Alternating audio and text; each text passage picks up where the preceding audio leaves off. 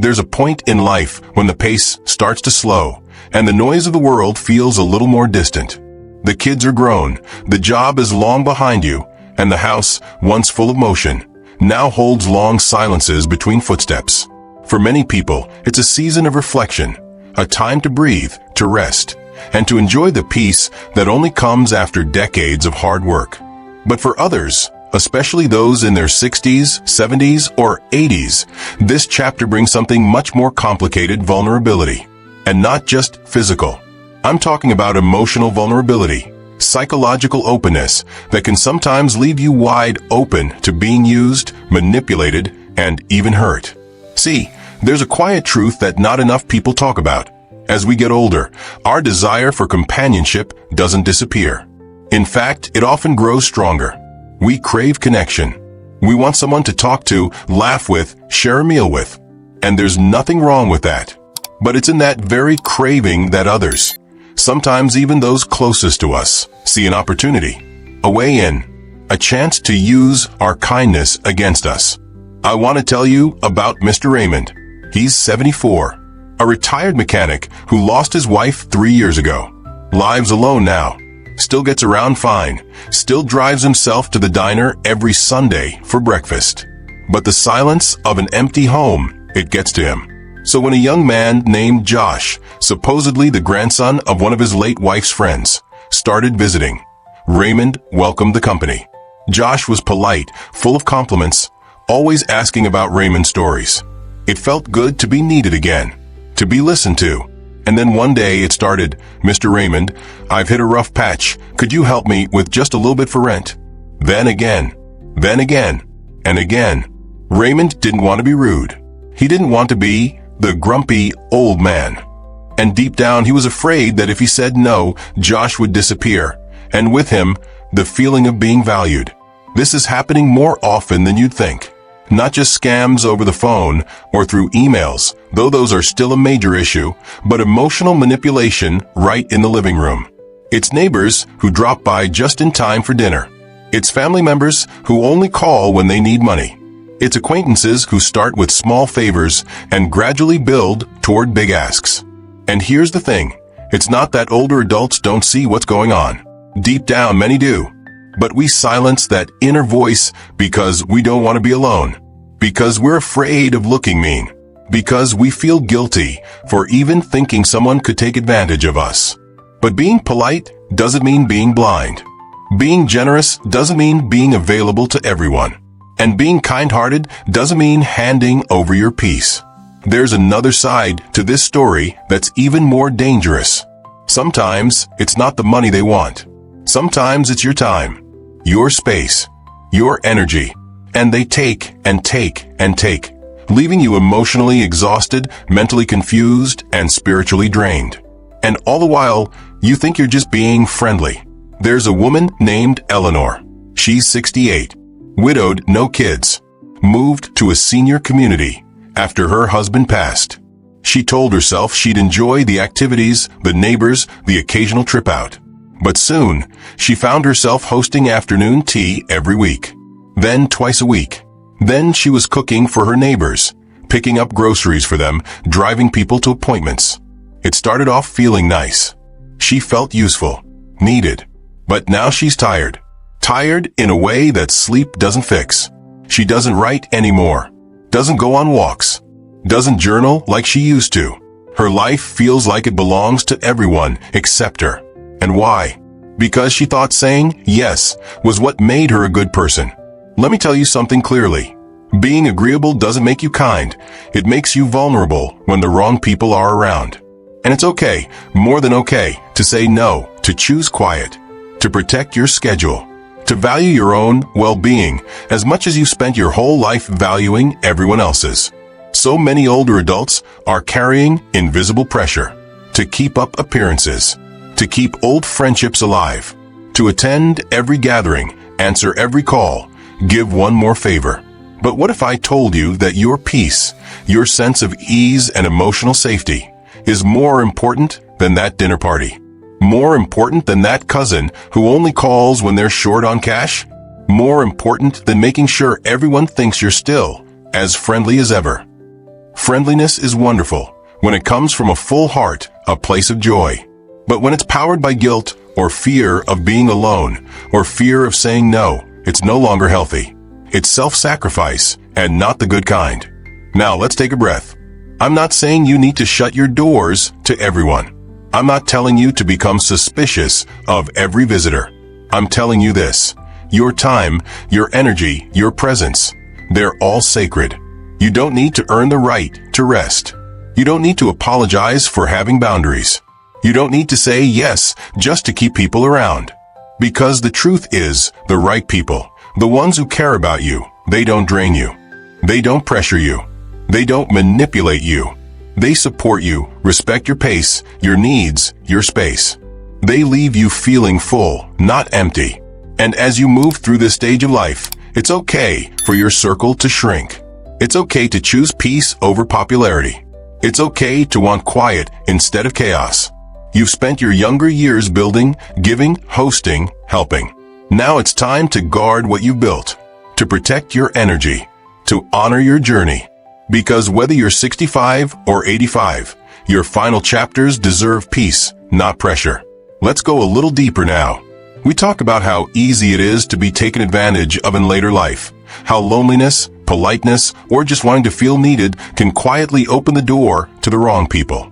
But what if I told you that the cost of being too friendly isn't just about money or time? What if I said that it can affect your health, your happiness, and even your identity? Because it does. And it happens more often than people think. There's something exhausting about constantly being available, about picking up the phone every time it rings, showing up to every invite, and always saying yes because you feel you have to. It may feel like you're being supportive, but over time, you start to feel drained.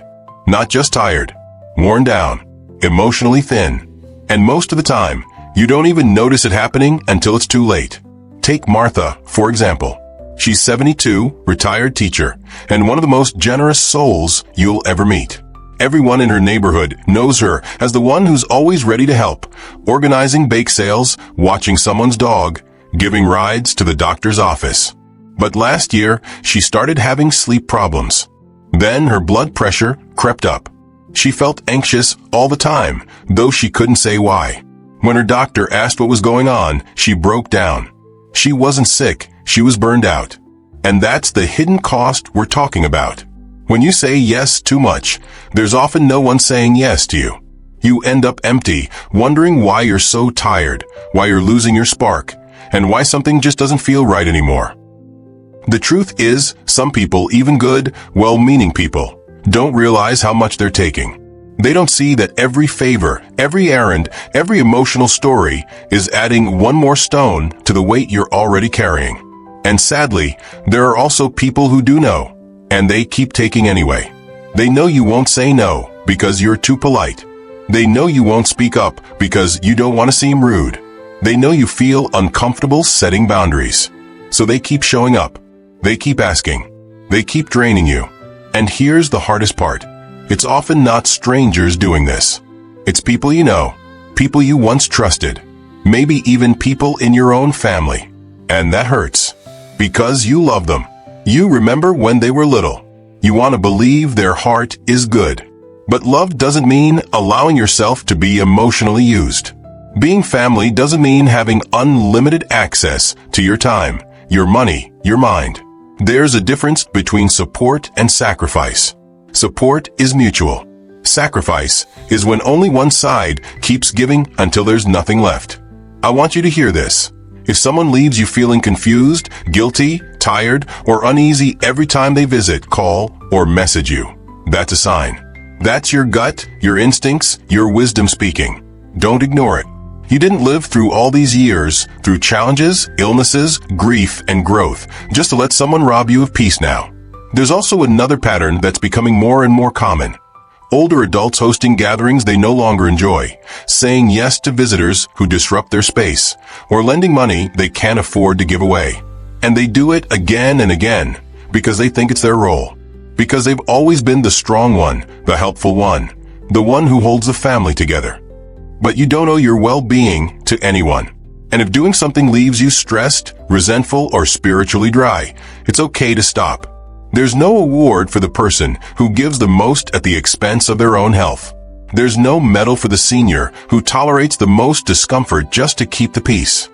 What there is, though, is a path to healing and strength if you choose to take back control. That starts with recognizing one simple truth. Boundaries are not walls, they are doors with locks. You decide who comes in. You decide who stays. And you absolutely have the right to say, not today, not anymore, or I need time for myself. You are not being cold. You are not being rude. You are protecting your peace. And your peace is sacred. Because here's the real danger of being too friendly. You begin to lose sight of your own needs. You start letting everyone else set your schedule, your mood, your day. Before long, you're no longer living your life. You're living someone else's demands. And the more you do it, the more people expect it. They don't ask how you're doing. They just ask for something. They don't call to check in. They call because they want something. They don't visit to share joy. They visit to drop their burdens on your shoulders and leave lighter while you're left heavier. Let me say this clearly. You were not put on this earth just to be someone's emergency contact. You are not a backup plan. You are not a free ride, a free counselor, or a free bank. You are a human being. And your comfort, your calm, your choices, they matter. You are allowed to enjoy your space without guilt. You are allowed to decline an invitation without explanation. You are allowed to say no to phone calls, no to visitors, and no to helping someone if it costs you too much. That doesn't make you mean. It makes you healthy. And here's a powerful truth. The older you get, the more valuable your peace becomes. That's because time becomes more precious. Energy is not unlimited. And joy is not something to be spent recklessly. You've reached an age where you no longer need to chase approval. You don't have to impress anyone.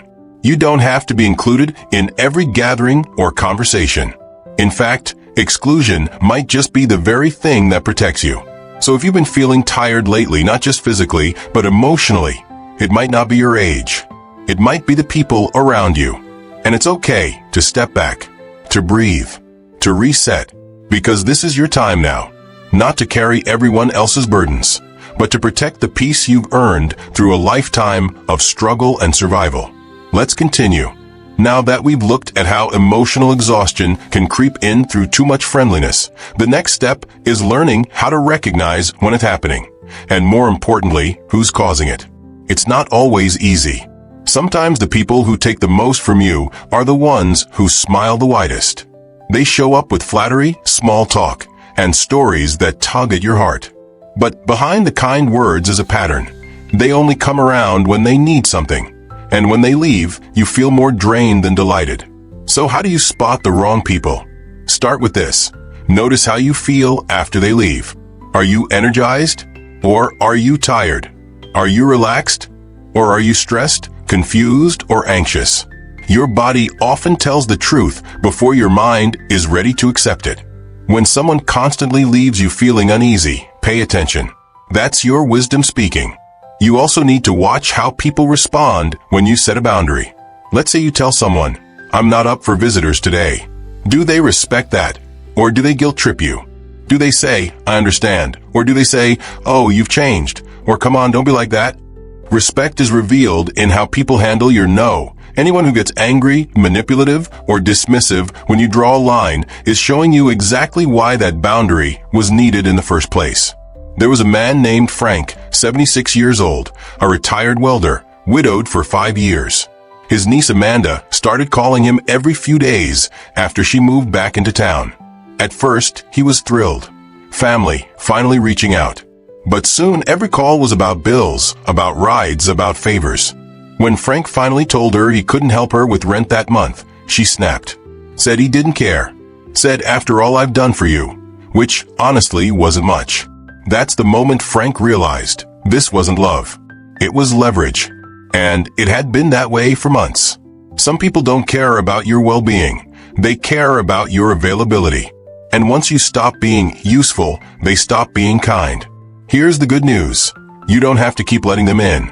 You don't owe everyone access to your space, your time, or your peace.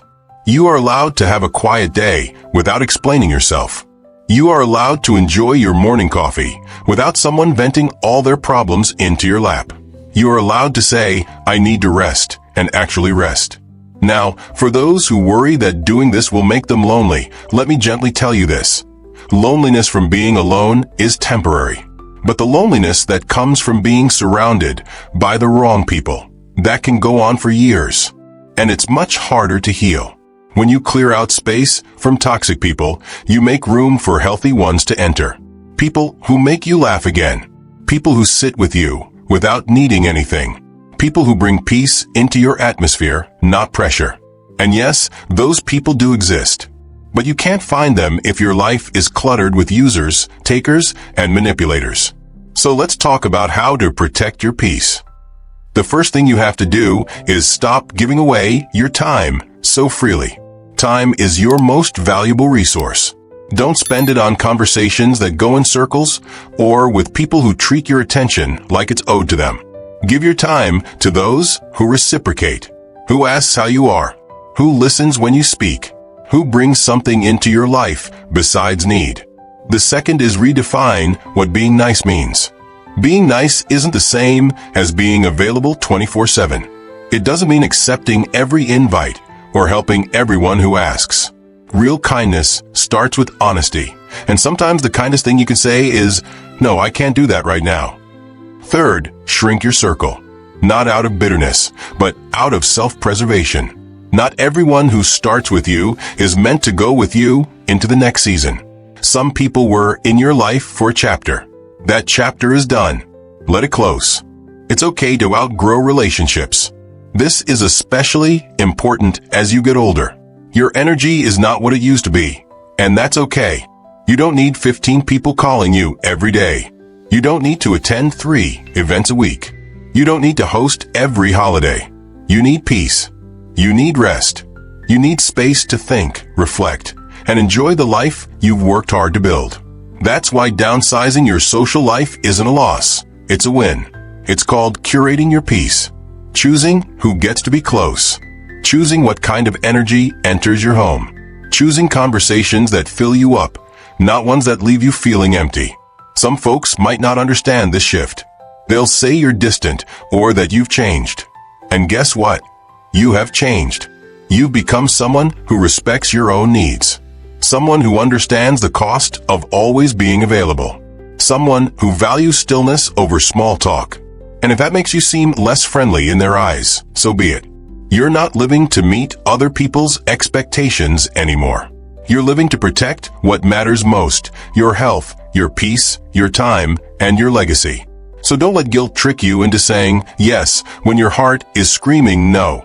Don't let sweet words blind you to bad intentions. And don't let anyone make you feel selfish for doing what's right for your well-being. You've spent your life helping others. Now, it's time to help yourself. Because this stage of life is not about proving yourself to anyone. It's about protecting yourself from everyone who doesn't see your value.